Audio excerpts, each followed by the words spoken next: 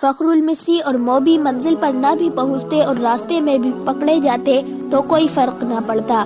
سوڈانی لشکر میں ناجی ادروش اور ان کے ساتھی جو زہر پلا چکے تھے وہ اثر کر گیا تھا۔ فاطمی خلافت کے وہ فوجی سربراہ جو برائے نام جنرل اور دراصل حاکم بنے ہوئے تھے، سلطان صلاح الدین ایوبی کو ایک ناکام امیر مصر اور بیکار حاکم ثابت کرنا چاہتے تھے۔ مسلمان حکمران حرم میں ان لڑکیوں کے اسیر ہو گئے تھے جن میں بیشتر عیسائی اور یہودی تھی۔ ان کے نام اسلامی تھے، حکومت کا کاروبار خود افسر چلا رہے تھے، منمانی اور عیش و عشرت کر رہے تھے۔ وہ نہیں چاہتے تھے کہ صلاح الدین ایوبی جیسا کوئی مذہب پسند اور قوم پرست انسان قوم کو جگہ دے اور حکمرانوں اور سلطنت کو حرم کی جنت سے باہر لا کر حقائق کی دنیا میں لے آئے۔ صلاح الدین ایوبی سے پہلے معرکوں سے جو اس نے اپنے چچا شیرکوہ کی قیادت میں لڑے تھے، یہ لوگ جان چکے تھے کہ اگر یہ شخص اقتدار میں آ گیا تو اسلامی سلطنت کو مذہب اور اخلاقیات کی پابندیوں میں جکڑ لے گا۔ لہٰذا انہوں نے ہر وہ داؤ کھیلا جو سلطان صلاح الدین ایوبی کو چاروں شانوں چت گرا سکتا تھا۔ انہوں نے در پردہ صلیبیوں سے تعاون لیا اور ان کے جاسوسوں اور تخریب کاریوں کے لیے زمین ہموار کی اور اس کے راستے میں چٹانیں کھڑی کی۔ اگر نور الدین جنگی نہ ہوتا تو آج نہ صلاح الدین ایوبی کا تاریخ میں نام ہوتا، نہ آج نقشے پر اتنے زیادہ اسلامی ملک نظر آتے۔ نور الدین جنگی نے ذرا سے اشارے پر بھی سلطان صلاح الدین ایوبی کو کمک اور مدد بھیجی۔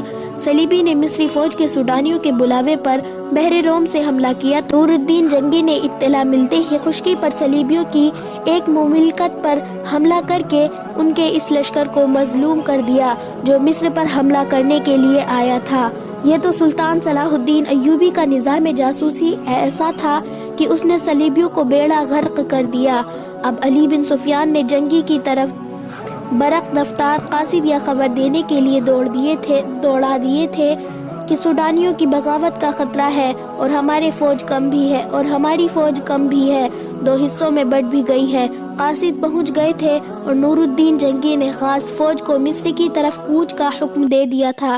بعض مورخوں نے اس فوج کی تعداد 2000 سوار لکھی ہے اور کچھ اس سے زیادہ بتاتے ہیں۔ بہرحال جنگی نے اپنی مشکلات اور ضروریات کی پرواہ نہ کرتے ہوئے سلطان صلاح الدین ایوبی کی مشکلات اور ضروریات کو اہمیت اور اولویت دی، مگر اس کی فوج کو بھیجنے کے لیے بہت دن درکار تھے۔ مسلمان نام نہاد فوجی اور دیگر سرکاری شخصیتوں نے دیکھا کہ مصر میں سلطان صلاح الدین ایوبی کے خلاف بے اطمینانی اور بغاوت پھیل رہی ہے تو انہوں نے اسے ہوا دی، درپردہ سوڈانیوں کو اکسایا اور اپنے مخبریوں کے ذریعے یہ بھی معلوم کر لیا کہ سوڈانیوں کے سالاروں کو مردہ کر خفیہ طریقے سے دفن کر دیا گیا ہے۔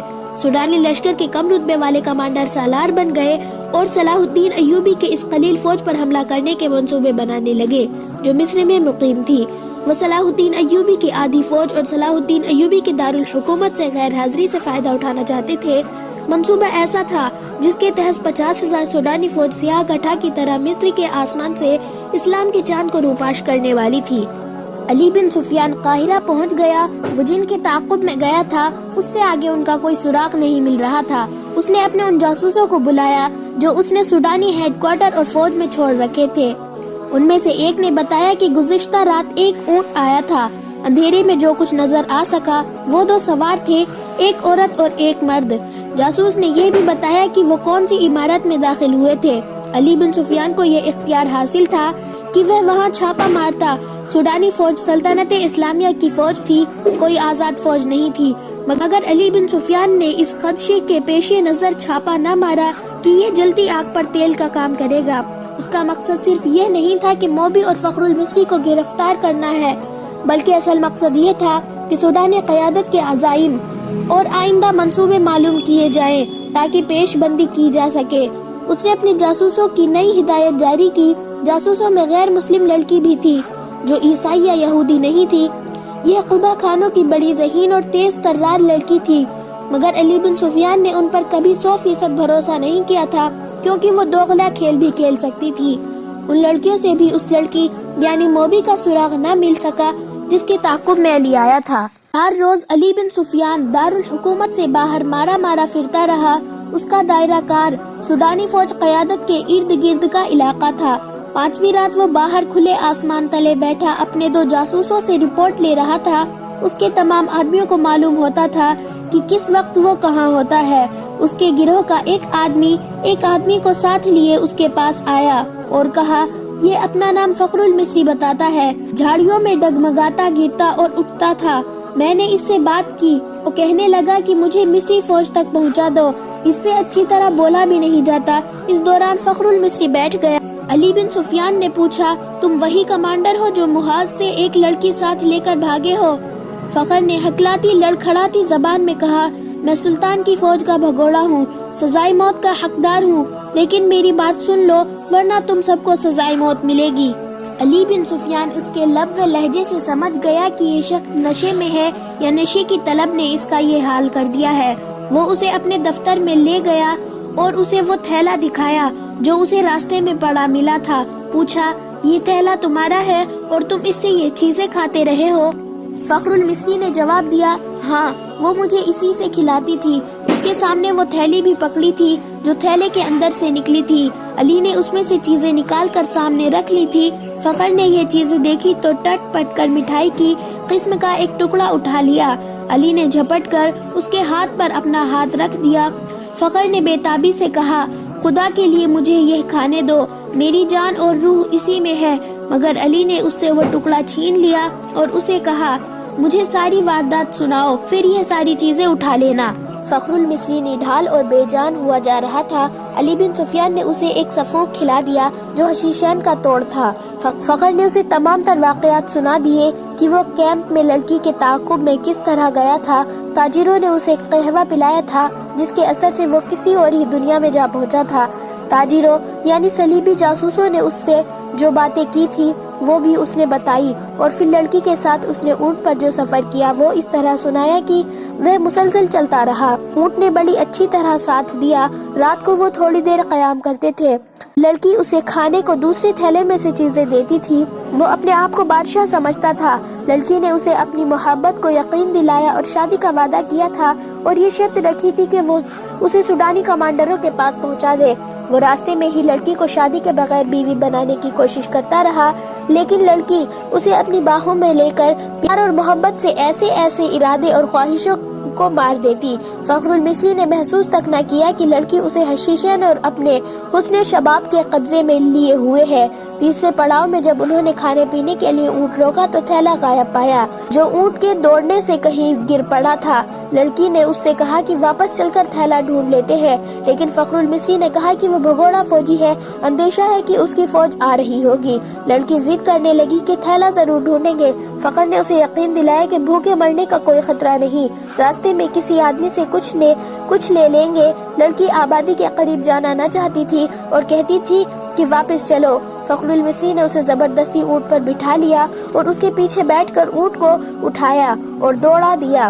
وہ سفر کی تیسری رات تھی۔ اگلی شام وہ شہر سے باہر سوڈانیوں کے ایک کمانڈر کے یہاں پہنچ گئے، مگر فخر المصری اپنے سر کے اندر ایسی بے چینی محسوس کرنے لگا جیسے کھوپڑی میں کیڑے رینگ رہے ہو۔ آہستہ آہستہ وہ حقیقی دنیا میں آ گیا۔ وہ سمجھ نہ سکا کہ یہ حشیشین نہ ملنے کا اثر ہے۔ اس کی تصوراتی بادشاہی اور ذہن میں بسائی ہوئی جنت تھیلے میں کہیں ریگزار میں گر گئی تھی۔ لڑکی نے اس کے سامنے کمانڈر کو صلیبیوں کا پیغام دے دیا اور اسے بغاوت پر اکسایا۔ فخر پاس بیٹھا تھا، سنتا رہا، اور اس کے ذہن میں کیڑے بڑے ہو کر تیزی سے رینگنے لگے۔ نشہ اتر چکا تھا۔ اسے یاد آنے لگا کہ وہ محاذ سے بھاگ آیا ہے۔ لڑکی یعنی موبی کو وہ یہی خوش فہمی ہو گئی کہ فخر پر نشہ طاری ہے۔ چنانچہ اس نے بے خوف خطر کمانڈر سے یہ بھی کہہ دیا کہ سلطان صلاح الدین ایوبی اور علی بن سفیان کے درمیان یہ غلط فہمی پیدا کرنی ہے کہ وہ ذہنی طور پر نیک بنے پھرتے ہیں، مگر عورت اور شراب کے دل دادا ہیں۔ ان کی اس طویل گفتگو میں بغاوت کی باتیں بھی ہوئی۔ اس وقت تک فخر المصری پوری طرح بیدار ہو چکا تھا، لیکن سر کے اندر کی بے چینی اسے بہت پریشان کر رہی تھی۔ لڑکی نے کمانڈر سے کہا کہ اگر بغاوت کرنی ہے تو وقت ضائع نہ کرے۔ سلطان صلاح الدین ایوبی محاذ پر ہے اور الجھا ہوا ہے۔ لڑکی نے یہ جھوٹ بولا کہ صلیبی 3-4 دنوں بعد دوسرا حملہ کرنے والے ہیں۔ سلطان صلاح الدین ایوبی کو یہاں سے بھی فوج محاذ پر بلانی پڑے گی۔ کمانڈر نے لڑکی کو بتایا کہ 6-7 دنوں تک सूडानी लश्कर यहाँ की फौज पर हमला कर देगा। फखर ये सारी गुफ्तगू सुनता रहा। आधी रात के बाद उसे अलग कमरे में भेज दिया गया जहाँ उसके सोने का इंतजाम था। लड़की और कमांडर दूसरे कमरे में रहे। दरमियान में दरवाजा था जो बंद कर दिया गया। उसे नींद आ रही थी। उसने दरवाजे के साथ कान लगाए तो उसे हंसी की आवाज सुनाई दी। फिर लड़की के ही अल्फाज सुनाई दिए, उसे हशीशैन के जोर पर यहाँ लाई हूँ और उसकी महबूबा बनी रही हूँ। मुझे एक मुहाफिज की जरूरत थी। हशीशैन का थैला रास्ते में गिर पड़ा है। अगर सुबह एक खुराक ना मिली तो ये परेशान करेगा। इसके बाद फखर ने दूसरे कमरे से जो आवाजें सुनी वो उसे साफ बता रही थी कि शराब पी जा रही है और बदकारी हो रही है। बहुत देर बाद उसे कमांडर की आवाज सुनाई दी, यह आदमी अब हमारे लिए बेकार है, इसे कैद में डाल देते हैं या खत्म करा देते हैं। लड़की ने इसकी तायद की। फखरुल मिस्री पूरी तरह बेदार हो गया और वहाँ से निकल भागने की सोचने लगा। रात का पिछला पहर था। वो उस कमरे से निकला। उसका दिमाग साथ नहीं दे रहा था। सुबह की रोशनी फैलने तक वो खतरे से दूर निकल गया था। उसे अब दोहरे ताक़ुब का खतरा था। दोनों तरफ उसे मौत नजर आ रही थी। अपनी फौज के हाथों गिरफ्तार होता तो भी मुजरिम था और सूडानी पकड़ लेते तो फौरन कत्ल कर देते। वो दिन भर फरौनों की तरह खंडरों में छुपा रहा। हशीशैन की तलब, खौफ और गुस्सा उसके जिस्म और दिमाग को बेकार कर रहा था। रात तक वो चलने से भी माजूर हुआ जा रहा था। फिर उसे ये भी एहसास न रहा कि दिन है या रात और वो कहाँ है। उसके दिमाग में यह इरादा भी आया कि उसे ईसाई लड़की को जाकर कत्ल कर दे। ये सोच भी आई कि ऊंट या घोड़ा मिल जाए और वो मुहाज पर सुल्तान सलाहुद्दीन अय्यूबी के कदमों में जा गिरे। मगर जो भी सोच आई थी उस पर अंधेरा छा जाता था जो उसकी आंखों के सामने आकर हर चीज तारीख कर देता था। इसी हालत में उसे ये आदमी मिला। वो चूंकि जासूस था इसलिए तरबियत के मुताबिक उसने फखरुल मिस्री के साथ दोस्ती और हमदर्दी की बातें की और उसे अली बिन सुफियान के पास ले आया। तस्दीक हो गई कि सूडानी लश्कर हमला और बगावत करेगा और ये किसी भी लम्हे हो सकता है। अली बिन सुफियान सोच रहा था कि मुकामी कमांडरों को फौरन चौकन्ना करे और सुल्तान सलाहुद्दीन अय्यूबी को इत्तला दे, मगर वक्त जाया होने का खतरा था। इतने में उसे पैगाम मिला कि सुल्तान सलाहुद्दीन अय्यूबी बुला रहे हैं। वो हैरान होकर चल पड़ा कि सुल्तान को वो मुहाज पर छोड़ आया था। वो सुल्तान सलाहुद्दीन अय्यूबी से मिला तो सुल्तान ने बताया, मुझे इत्तला मिल गई थी कि साहिल पर सलीबी जासूसों का एक गिरोह मौजूद है और उनमें से कुछ इधर भी आए होंगे। मुहाज पर मेरा कोई काम नहीं रह गया था। मैं कमान अपने रफीकों को देकर यहाँ आया हूँ। दिल इस कदर बेचैन था कि मैं यहाँ बहुत बड़ा खतरा महसूस कर रहा था। यहाँ की क्या खबर है? अली बिन सुफियान ने उसे सारी खबर सुना दी और कहा, अगर आप चाहे तो मैं जबान का हथियार इस्तेमाल करके बगावत को रोकने की कोशिश करूँ या सुल्तान जंगी की मदद आने तक मुलतवी करा दूँ। मैं जासूस को ही इत्तला कर सकता हूँ। हमारी फौज बहुत कम है, हमले को नहीं रोक सकेगी। सुल्तान सलाहुद्दीन अय्यूबी टहलने लगा। उसका सिर झुका हुआ था। वो गहरी सोच में खो गया था और अली बिन सुफियान उसे देख रहा था। सुल्तान सलाहुद्दीन अय्यूबी ने रुक कर कहा, हाँ अली, तुम अपनी जबान और अपने जासूस इस्तेमाल करो, लेकिन हमले को रोकने के लिए नहीं बल्कि हमले के हक में। सूडानियों को हमला करना चाहिए, मगर रात के वक्त जब हमारी फौज खेमे में सोई हुई होगी। अली बिन सुफियान ने हैरत से सुल्तान को देखा। सुल्तान सलाहुद्दीन अय्यूबी ने अली बिन सुफियान को यह हिदायत बड़ी सख्ती से दी, सबको ये बता देना कि मेरे मुतालिक उनके सिवा किसी को मालूम न हो सके कि मैं मुहाज से यहाँ आ गया हूँ। सूडानियों से मेरी यहाँ मौजूदगी को पोशीदा रखना बेहद जरूरी है। मैं बड़ी एहतियात से खुफिया तरीके से आया हूँ। 3 रातें बाद काहिरा तारीख रात की आगोश में गहरी नींद सोया हुआ था। एक रोज पहले काहिरा के लोगों ने देखा था कि उनकी फौज जो मिस्र से तैयार की गई थी शहर से बाहर जा रही है। उन्हें बताया गया कि फौज जंगी मशक के लिए शहर से बाहर गई है। नील के किनारे जहां रेतीली चट्टानें और टीले हैं, वहां दरिया और टीलों के दरमियान फौज ने जाकर खैमे गाड़ दिए हैं। फौज पैदल भी थी, सवार भी। रात का पहला निस्फ गुजर रहा था कि काहिरा के लिए सोए हुए बाशिंदों को दूर कयाम का शोर सुनाई दिया। घोड़ों के सरपट भागने की आवाज भी सुनाई दी। सोए हुए लोग जाग उठे। वो समझे कि फौज जंगी मशक कर रही है, मगर शोर करीब आता और बुलंद होता गया। लोगों ने छतों पर चढ़कर देखा, आसमान लाल सुर्ख हो रहा था। बाज ने देखा कि दूर दरियाए नील से आग के शोले उठते और तारीक रात का सीना चाक करते खुश्की पर कहीं गिरते थे। फिर शहर में सैकड़ों सरपट दौड़ते घोड़ों की टाप सुनाई दी। शहर वालों को भी ये मालूम नहीं था कि यह जंगी मशक नहीं, बाकायदा जंग है और जो आग लगी हुई है उसमें सूडानी लश्कर का खासा बड़ा हिस्सा जिंदा जल रहा है। यह सुल्तान सलाहुद्दीन अय्यूबी की एक बेमिसाल चाल थी। उसने दारुल हुकूमत में मुकीम कलील फौज को दरियाई नील और रेतीले टीलों के दरमियान वसी मैदान में खैमा जन कर दिया था। अली बिन सुफियान ने अपने फन का मुजाहिरा किया था। उसने सूडानी लश्कर में अपने आदमी भेजकर बगावत की आग भड़का दी थी और उसके कमांडरों से ये फैसला करवा लिया था कि रात को जब सुल्तान की फौज गहरी नींद सोई हुई होगी, उस पर सूडानी फौज हमला कर देगी और सुबह तक एक सिपाही का सफाया करके दारुल हुकूमत पर बेखौफ खतर काबिज हो जाएगी और सूडानी फौज का दूसरा हिस्सा बहरे रोम के साहिल पर मुकीम फौज पर हमला करने के लिए रवाना कर दिया जाएगा। इस फैसले और मंसूबे के मुताबिक सूडानी फौज का एक हिस्सा निहायत खुफिया तरीके से रात को बहरे रोम के मुहाज की तरफ रवाना कर दिया गया और दूसरा हिस्सा दरियाई नील के किनारे खैमा जन फौज पर टूट पड़ा। इस फौज ने सैलाब की तरह एक मील वसअत में फैली हुई खैमेगाह पर हल्ला बोल दिया और बहुत ही तेजी से इस इलाके में फैल गई। अचानक खैमे पर आग के तीर और तेल में भीगे हुए कपड़ों के जलते गोले बरसने लगे। नील भी आग बरसाने लगी। खैमों को आग लग गई और शोले आसमान तक पहुंचने लगे। सूडानी फौज को खैमे में सुल्तान सलाहुद्दीन अय्यूबी की फौज का ना कोई सिपाही मिला, ना घोड़ा, ना कोई सवार। इस फौज को वहां तमाम खाली खैमे मिले, कोई मुकाबले के लिए ना उठा और अचानक आग ही आग फैल गई। उन्हें मालूम न था कि सुल्तान सलाहुद्दीन अय्यूबी ने रात के पहले पहर खैमे से अपनी फौज को निकाल कर रेतीले टीले के पीछे छुपा दिया था और खैमे में खुश्क घास के ढेर लगवा दिए थे। खैमों पर और अंदर भी तेल छिड़क दिया था। उसने कश्तियों में छोटी मंजिलें रखवा कर शाम के बाद जरूरत की जगह भिजवा दी थी। जो नई सूडानी फौज खैमेगाह में आई, सुल्तान सलाहुद्दीन अय्यूबी की छिपी हुई फौज ने आग वाले तीर और नील से कश्तियों में रखी हुई मंजिकों ने आग के गोले फेंकने शुरू कर दिए। खैमे को आग लगी तो घास और तेल ने वहां दोज़ख का मंजर बना दिया। सूडानियों के घोड़े अपने पायादा सिपाहियों को रोदने लगे। सिपाहियों के लिए आग से निकलना नामुमकिन हो गया।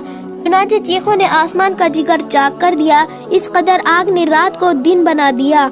सुल्तान सलाहुद्दीन अय्यूबी की मुट्ठी भर फौज ने आग में जलती सूडानियों की फौज को घेरे में ले लिया। जो आग से बचकर निकला था वो तीरों का निशाना बन जाता था। जो फौज बच गई वो भाग निकली। उधर सूडानियों की जो फौज मुहाज की तरफ सुल्तान की फौज पर हमला करने जा रही थी, उसका भी सुल्तान सलाहुद्दीन अय्यूबी ने इंतजाम कर रखा था।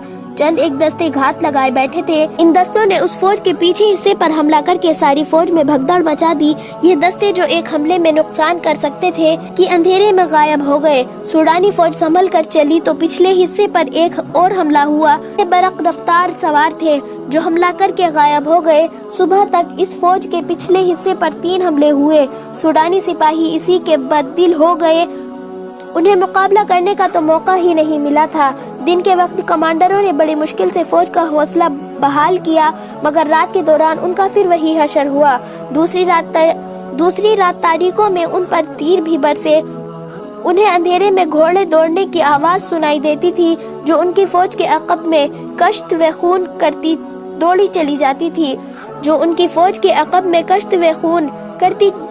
जाती थी। 3-4 यूरोपीय मौरिखों ने, जिनमें लैनपोल और विलियम खास तौर पर काबिल जिक्र है, लिखा है कि दुश्मन की कसीर नफरी पर के वक्त चंद एक सवारों से अक़बी हिस्से पर शबखून मारना और गायब हो जाना सुल्तान सलाहुद्दीन अय्यूबी की ऐसी जंगी चाल थी जिसने आगे चलकर सलीबियों को बहुत नुकसान पहुंचाया।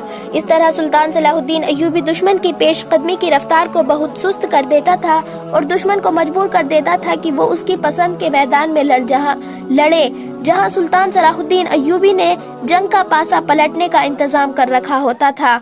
इन मौरिखों ने सुल्तान सलाहुद्दीन अय्यूबी के इन जाबाज सवारों की जुर्रत और बर्क़ रफ्तारी की बहुत तारीफ की है। आज के जंगी तरीके जिनकी नजर जंगों की तारीख पर है, राय देते हैं कि आज के कमांडर और गोरिल्ला ऑपरेशन का मौजिद सुल्तान सलाहुद्दीन अय्यूबी है। वो इस तरीक़ाए जंग से दुश्मन के मंसूबे दरहम बरहम कर दिया करता था। सूडानियों पर उसने यही तरीका अपनाया और सिर्फ 2 रातों के बार के शबे खून से उसने सूडानी सिपाहियों का लड़ने का जज्बा खत्म कर दिया। उनके क़यादत में कोई दाग न था। यह क़यादत फौज को संभाल न सकी। इस फौज में अली बिन सुफियान के भी आदमी सूडानी सिपाहियों के भेस में मौजूद थे। उन्होंने यह अफवाह फैला दी کہ عرب سے ایک لشکر آیا ہے جو انہیں کاٹ کر رکھ دے گا۔ انہوں نے بددل اور فراری کا رجحان پیدا کرنے میں پوری کامیابی حاصل کی۔ فوج غیر منظم ہو کر بکھر گئی۔ نیل کے کنارے اس فوج کا جو حشر ہوا وہ ہیبت ناک تھا۔ یہ افواہ غلط ثابت نہ ہوئی کہ عرب سے فوج آ رہی ہے۔ نور الدین جنگی کی فوج آ گئی جس کی نفری بہت زیادہ نہیں تھی۔ بعض مورخوں نے 2000 سوار اور 2000 پیادہ لکھی ہے، بعض نے اعداد و شمار اس سے کچھ زیادہ ہے۔ تاہم یہ سلطان صلاح الدین ایوبی کو سہارا مل گیا اور اس نے فوراً اس کمک کی قیادت سنبھال لی۔ اس کیفیت میں جبکہ سوڈانیوں کا 50,000 لشکر سلطان صلاح الدین ایوبی کے آگے کے فندے میں اور ادھر صحرا میں شب خون کی وجہ سے بد نظمی کا شکار ہو گیا تھا، یہ تھوڑی سی کمک بھی کافی تھی۔ سلطان صلاح الدین ایوبی اس کمک سے اور اپنی فوج سے سوڈانیوں کا قتل عام کر سکتا تھا، لیکن اس نے ڈپلومیسی سے کام لیا۔ سوڈانی کمان کے کمانڈروں کو پکڑا اور انہیں ذہن نشین کرا دیا کہ ان کے لیے تباہی کے سوا کچھ نہیں رہا، لیکن وہ انہیں تباہ نہیں کرے گا۔ کمانڈروں نے اپنا حشر دیکھ لیا تھا، وہ اب سلطان صلاح الدین ایوبی کے عتاب اور سزا سے خوف زدہ تھے، لیکن سلطان صلاح الدین ایوبی نے انہیں بخش دیا اور سزا دینے کے بجائے سوڈانیوں کی بچی کھچی فوج کو سپاہیوں کے کاشتکار میں بدل دیا، انہیں زمینیں دی اور کھیتی باڑی میں انہیں سرکاری طور پر مدد دی، اور پھر انہیں یہ اجازت بھی دی کہ ان میں سے جو لوگ فوج میں بھرتی ہونا چاہتے ہیں ہو سکتے ہیں۔ سوڈانیوں کو یوں دانش مندی سے ٹھکانے لگا کر سلطان صلاح الدین ایوبی نے نور الدین جنگی کی بھیجی فوج اور اپنی فوج کو یکجا کر کے اس میں وفادار سوڈانیوں کو بھی شامل کر کے ایک فوج بنائی اور صلیبیوں پر حملے کے منصوبے بنانے لگے۔ اس نے علی بن سفیان سے کہا کہ وہ اپنے جاسوسوں اور شب خون مارنے والے جان بازوں کے دستے فوراً تیار کرے۔ ادھر صلیبیوں نے بھی جاسوسی اور تخریب کاری کا انتظام مستحکم کرنا شروع کر دیا۔